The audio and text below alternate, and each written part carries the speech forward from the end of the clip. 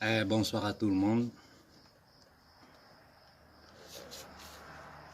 Si je ne prends pas la parole dernièrement, c'est simplement parce que je pense que nous sommes arrivés à un point où l'absence de ma voix n'a plus une grande importance dans le panorama panafricain.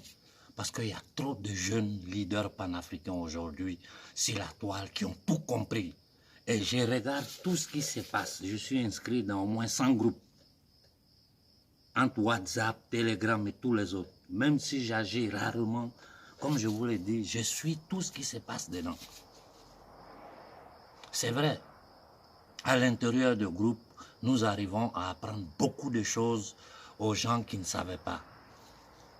Mais nous sommes dans une position aujourd'hui là où on n'a pas besoin de toute l'Afrique pour changer le destin de l'Afrique. On a besoin d'une majorité qualifiée. Et cette majorité-là, on l'a. Parce que je suis sûr et certain aujourd'hui que les Africains savent pourquoi ils souffrent. La seule question que je me pose, c'est pourquoi individuellement chaque Africain n'a pas la conscience de savoir que c'est son destin, le destin de son enfant, de son petit enfant qui est en jeu en ce moment. J'ai pris la parole simplement parce que j'ai passé vendredi, samedi, dimanche à observer ce qui s'est passé en France et en Italie. Pour des raisons que vous savez.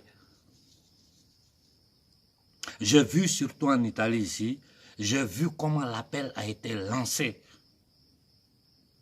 En 48 heures, ils ont rempli toutes les villes de ce pays. Même si les médias ont essayé de mentir, c'est là, tout le monde voit. Ils ont rempli toutes les villes du pays. C'est des millions de personnes qui sont sorties en France, en Italie, pacifiquement. Ne pensez pas qu'on ne les a pas tapés.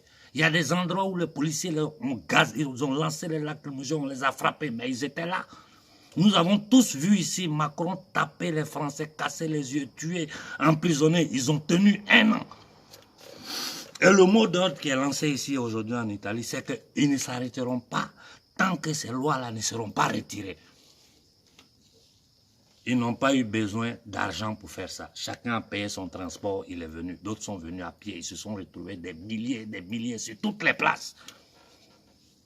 Il y a dans la plupart des villes, à part les manifestations organisées, dans la plupart des villes, les citoyens se sont retrouvés, ils ont donné un endroit et se sont retrouvés tous là-bas. En général, c'est sur les grandes places des cités. Et j'ai vu le peuple occidental, le peuple italien, français se lever sur pied de façon pacifique pour protester contre la cabale internationale. Je me suis dit, mais c'est pas possible.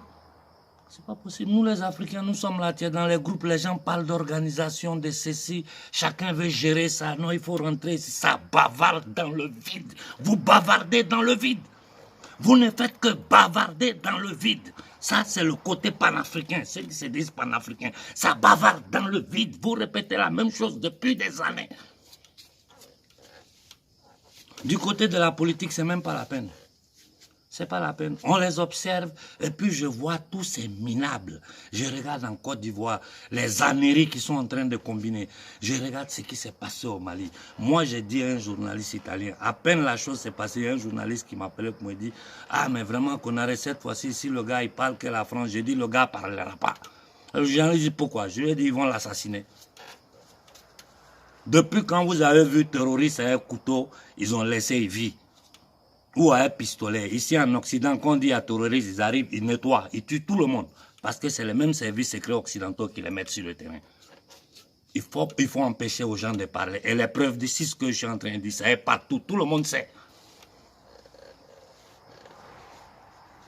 Donc le gars là, moi quand il est mort même, ça ne m'a pas surpris. Parce que je me suis dit, j'ai dit le gars, on ne va pas le laisser vivre. C'est pas normal. Il ne peut pas vivre, parce que s'il vit là, les ennemis endogènes du Mali, parce que le coup a été préparé à l'intérieur du Mali, les ennemis endogènes du Mali qui ne sont rien que la classe bourgeoise, politique, voleuse, corrompue, est derrière ça. Et actuellement, dans le gouvernement actuel du Mali, il y a des voleurs, des corrompus dedans. Seulement, ils ne savent pas comment ils vont faire pour agir pour leur maître, parce qu'ils savent qu'on a les yeux sur eux. Et j'ai dit, moi, tant que je ne verrai pas les choses sous mes yeux, tout ce que les gens me racontent là, c'est du foufa pour moi. Le jour où je verrai une déclaration claire de Koïta sur les rapports entre le Mali et la Russie, une déclaration de Poutine, alors je dirais que le Mali a établi des rapports militaires avec la Russie. Les déclarations des deux dirigeants prouvent que le Mali a pris une autre direction par rapport à l'état criminel impérialiste français. Tant que je ne vois pas ça, vous pouvez me raconter tout ce que vous voulez. Pour moi, c'est des bêtises. Et je vous dis, si vous n'avez pas la conscience que les Occidentaux ont, c'est leur propre gouvernement, ils se sont levés contre eux. Si vous n'avez pas cette conscience-là, vous allez voir ce que ça va vous coûter. Je ferme en parlant au passage du problème de la Guinée équatoriale, la France, qui est les biens mal acquis de la Guinée équatoriale, immeubles, ceci, cela. Mais est-ce que vous-même, quand moi j'entends un État comme la France dire de telles choses, je me dis, mais si les Africains étaient des hommes dignes, si en Guinée équatoriale, il y avait des gens dignes, l'ambassade de France ne restait pas sur pied cette nuit-là. C'est eux qui vont venir juger. Nous-mêmes, là, on sait que nos dirigeants sont des corrompus, des voleurs, des vendus. Mais on sait pourquoi ils sont comme ça. Ils sont comme ça parce qu'ils sont soumis à l'impérialisme. Parce que quiconque tente de s'opposer à l'impérialisme meurt. Combien ils ont tué ces derniers jours? Tout le bordel qu'ils sont en train de faire dans le monde, vous ne voyez pas? Vous parlez de quelle organisation? Quand les mouvements se créent, les mouvements sont infiltrés. À l'intérieur, les gens sont chacun dans son ego. Il y a toujours des traites dedans. C'est la solution de l'Afrique, là. C'est la conscience individuelle. C'est chaque Africain qui doit comprendre que c'est sa vie qui est en danger. La conscience individuelle va créer un groupe qui va faire une conscience collective. On n'a pas besoin de leaders. Aujourd'hui, nous savons tout. J'ai dit au gouvernement français, vous faites pitié. Dans le monde entier, vous regardez, ils rient de vous. Vous allez parler des biens mal acquis des présidents africains, des gouverneurs de colonies africaines. Sarkozy, demandez à Sarkozy où il a mis l'argent de Kadhafi. Demandez à Giscard d'Estaing où il a mis tout le diamant, les richesses de la Centrafrique. Demandez à tous les présidents français, de Gaulle jusqu'à ce petit minable. Demandez-leur combien les gouverneurs des colonies africaines leur donnent à chaque campagne électorale. Bien mal acquis. Les 450 milliards que vous prenez aux Africains chaque année, là, c'est pas bien mal acquis ça? Le franc CFA, vous appelez ça comment? Les accords coloniaux, vous appelez ça comment? Fils de maudits, fils de Satan, assassins, criminels, buveurs de sang, eugénistes. Vous appelez toutes les plusvalences que vous prenez sur l'Afrique, chaque heure, chaque seconde. Vous appelez ça comment? Vous allez venir vous arrêter devant nous. Hein, vous mettez une personne comme moi dans la condition de défendre le président de la Guinée équatoriale. Et je le défends, même si après ça je l'attaque. Mais face à vous, je le défends. Bon Dieu, un pays comme la France va juger des officiels d'un autre pays pour bien mal acquis, alors que les politiciens français sont tous des voleurs, sans exception. Et j'ai dit aux Africains, vos conneries de Mélenchon, arrêtez de me parler de ça. Vous ne savez pas contre qui nous combattons, vous ne savez rien. Donc écoutez-nous, on va vous dire ce qui se passe. Ces faux jeux de Mélenchon, là, c'est là le député français qui défend la... C'est des bêtises. Je vous dis que Macron, il compte rien, il représente rien. Macron, c'est le domestique des vrais patrons de ce monde, c'est-à-dire la cabale internationale.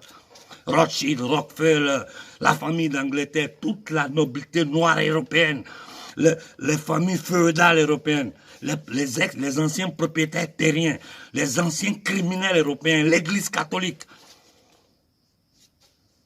Et tout ça dans une sauce de loges maçonniques. Aujourd'hui même, les loges maçonniques ont créé un site mondial de la maçonnerie, dans laquelle même le Grand Orient d'Italie, de France, tout ça. C'est-à-dire, maintenant, ils sont arrivés à un point où ils ne se cachent même plus. C'est une guerre entre cette élite-là et l'humanité. Et l'élite utilise des hommes qu'ils ont placés à tous les postes clés en Occident comme en Afrique pour porter en avant leur projet eugéniste. leurs projets criminels contre l'humanité. Voilà ce qui est en train de se passer. Et je pense que vous, Africains, vous devez avoir la dignité, vous devez avoir honte. Regardez comment les Occidentaux ont bougé. Les Français se sont levés malgré toutes les violences qu'ils subissent. Ils se combattent contre leur gouvernement. Et c'est ce gouvernement esclave au service de la cabale internationale qui tient l'Afrique dans l'esclavage depuis 600 ans. La France vole les Africains depuis 600 ans. Et ils viennent s'arrêter devant le gouverneur de la Guinée équatoriale parce que la Guinée équatoriale n'est pas un pays indépendant. Sinon, un autre pays, c'est que la France dit à la Guinée équatoriale. Ils peuvent se lever pour aller dire ça aux Coréens. La France, les Français ont le courage d'aller dire ça aux petits qui sont en Corée là-bas. Vous voulez qu'on nous respecte? Commençons à nous respecter nous-mêmes. Et sachez que si vous ne vous levez pas maintenant, vous allez payer la nouvelle ère qu'ils vont créer en Afrique. Vous savez, moi, je ne serai pas vivant pour voir. Mais les premiers signes, vous allez les voir dans les prochains mois.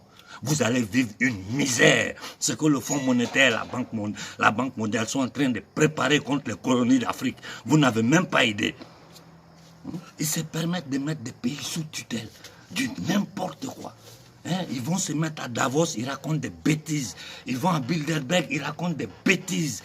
Toutes ces organisations maçonniques, paramaçonniques, toutes ces institutions internationales, si vous prenez le temps de faire un peu de recherche, vous allez voir que c'est les mêmes personnes, les mêmes pouvoirs, les mêmes familles qui ont créé toutes ces structures-là. Et que depuis des siècles tiennent l'humanité en esclavage. Nous, Africains, on arrive à un point où on se lève maintenant, où on est foutu. Si vous ne me voyez pas en ligne, ce n'est pas parce que je ne fais plus le combat. Je préfère aujourd'hui travailler derrière les lignes pour avoir des résultats. Ce que je devais dire ici, la toile, là, je l'ai dit. Et c'est la dernière fois que je vous dis, il faut que chaque Africain ait cette conscience-là. J'ai dit aux jeunes du Burkina, du Niger, si vous ne vous levez pas maintenant, si vous ne trouvez pas voies et moyens pour vous lever maintenant, vous allez payer ça cher. Vos familles, vos enfants, vous allez payer ça cher, je vous dis. J'ai dit aux Maliens, ne pensez pas que rien n'est gagné au Mali. Ça n'a même pas encore commencé. Le combat du Mali n'a même pas encore commencé. Vous devez redoubler d'efforts. Et je reste sur ma position. J'ai dit, partout où vous vous levez, attaquez les ambassades de France de façon pacifique. Si à Malabo, demain, ils sortent, mais si moi j'étais à la place de Obiang, demain matin, mais il faut virer la France de ton pays. Tu as peur de quoi? Tu as peur de quoi? Vire la France de ton pays. Mais, mon Dieu, nous sommes en position de force. S'il te tue, ton fils va prendre le pouvoir. Parce que tout le monde sait que c'est eux qui t'ont tué. Mais Koïta, qu'est-ce qu'il attend pour chasser la France du Mali? Bon Dieu. Vous parlez de quoi? De diplomatie internationale, ça n'existe pas. Dans le monde, il n'y a que du banditisme. L'ONU, c'est le temple mondial de la maçonnerie satanique. Le Fonds monétaire international, la Banque mondiale, la Banque des règlements internationaux, tout ça, c'est des outils pour tenir l'Afrique en esclavage. La CEDEAO, l'Union africaine, c'est propriété, c'est des succursales des gouvernements européens. Ils ne travaillent pas pour nous. C'est les boys du système occidental. Voilà dans quelles conditions notre peuple est. Et tirez vos conclusions. Bonne nuit à tout le monde.